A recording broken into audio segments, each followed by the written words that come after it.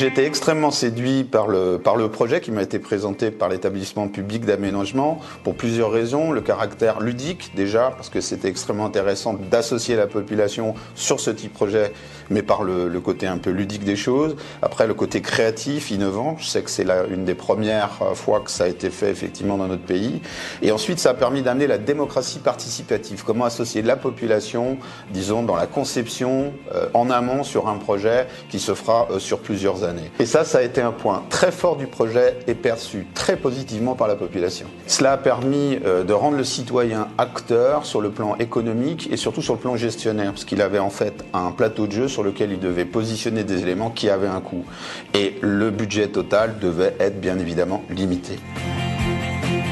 L'idée derrière la e-concertation, c'est justement permettre aux usagers de pouvoir s'exprimer sur les projets et de produire à partir de ces contributions un résultat directement exploitable par les personnes qui, elles, vont concevoir le parc.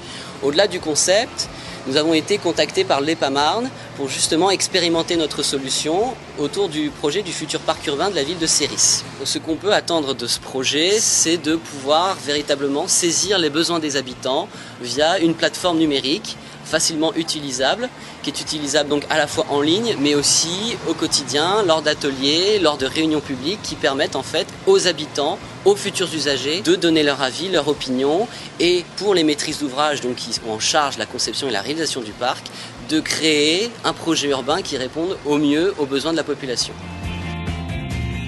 Nous avons été extrêmement surpris par les résultats du site internet et le nombre de gens qui ont participé au projet. Je rappelle, plus de 1500 personnes qui se sont connectées dessus et près de 200 parcs ont été réalisés. Donc un retour formidable. Nos écoles ont participé d'une manière très forte. Je rappelle, il y a eu 7 ateliers dans nos 4 groupes scolaires.